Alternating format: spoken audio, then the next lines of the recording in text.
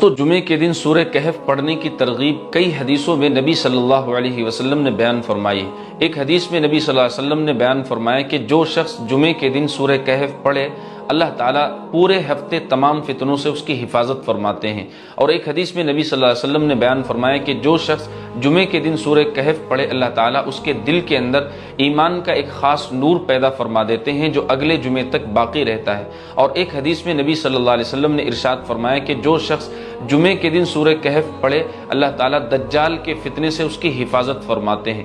یاد رکھیں کہ دجال کا فتنہ دنیا کا سب سے بڑا فتنہ ہے۔